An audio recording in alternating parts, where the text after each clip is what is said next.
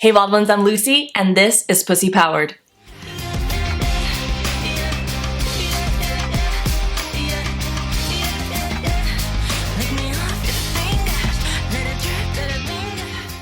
In today's video, we're having some candid sex talk.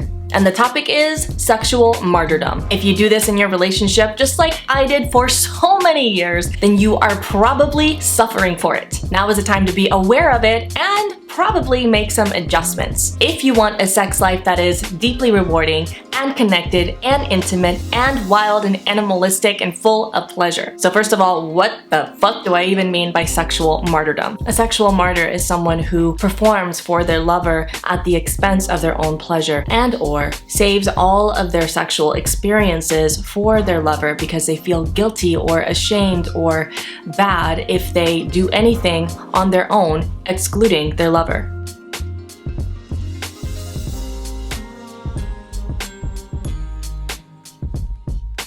A sexual martyr is not a bad person. This isn't about being good or bad or right or wrong. This is simply about what do you want and is this serving you in getting what you want. I know that for me, pretending that I enjoyed things that I really didn't enjoy and telling myself, well, I'm doing it for him because he wants this, and sometimes you just gotta do shit that you don't want to do. And I know that a lot of women and men feel this way when it comes to sex. And what happens is this leads to so much resentment, passive aggressiveness, disconnection, breakdown of trust, primarily a breakdown of trust with yourself, which is absolutely reflected in the relationship with the other person. Because if you can't trust yourself, how the hell are you gonna trust anybody else? As I said, I did this for so many years.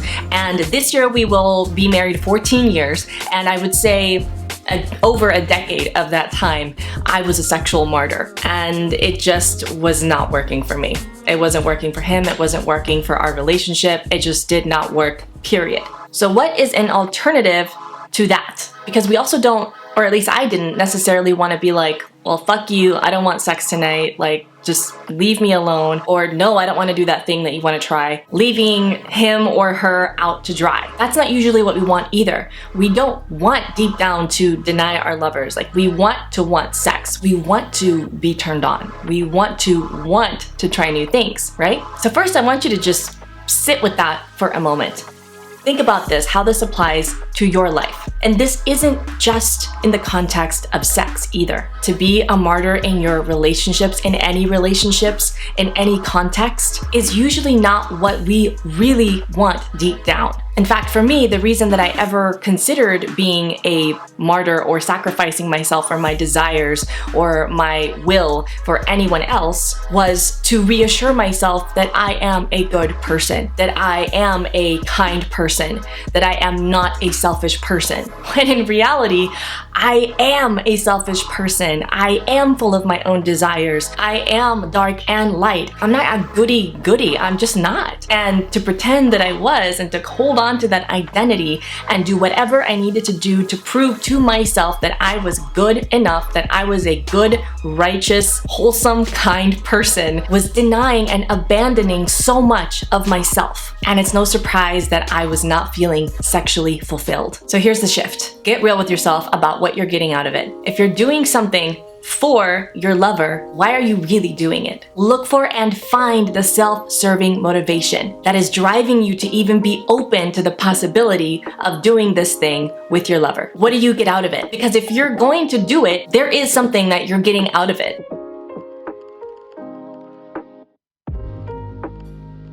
So you might as well admit it to yourself. Find out what that is. For me, looking back, I noticed that every time that I was open to trying something different or something that scared me a little or something that was outside of my comfort zone, or even just saying yes to sex when I really wasn't that in the mood, it was because it was fulfilling a desire for me to have intimacy or some kind of connection, to be desired, to be seen, to be known, to be treated in a special way, and depending on the context, to feel powerful, to feel strong, to feel empowered. Now, we are some kinky people, so we have done some things that maybe most couples haven't done. And when I started getting real with myself about why I wanted to really do it, what was in it for me, that is when our sex life turned around. And to take it a step further, that enabled us to be able to pleasure ourselves and discover our own bodies without the guilt and the shame and feeling bad for leaving the other person out. In fact, we were just talking about it this morning that, now we each have our own self-pleasuring things and we try different things on ourselves and then we tell each other about it. And just that process in itself is really fun and exciting and has this dimension of newness and adventure to it. And then when we come together, we get to integrate some of those things into our sex life and do the things that really you can only do with two people. Getting outside of the realm of being a sexual martyr or just a martyr in your life in general really is about getting real with your desires, recognizing that you are a person with self-serving desires and needs, and to give yourself permission to want those things, recognize them, acknowledge them, own them. Otherwise, they own you. Any part of our dark tendencies, if we do not own them and harness them, they will own us and control us in the most subtle, subliminal ways that we often don't even notice. It's only when you step outside of that reality, that way of thinking, that way of being, that you recognize how much those repressed parts of yourself were really driving your behavior and your relationships. So in short, in this candid conversation about sexual martyrdom, I'm inviting you to do this. Stay curious and remain open to your partner and to your desires. And in the process of that, before you say yes to anything, whether it's alone by yourself or with your lover, examine yourself, your heart. What is it that is in it for you? And then go into that encounter with this awareness of yourself. And that will make any experience so much more powerful, so much more intimate, so much more connected, allowing a lot more space for pleasure. I know this is a little different than my usual videos, and it is intended to be a conversation starter, to kind of get the wheels turning in your mind and looking at your sex life a little differently.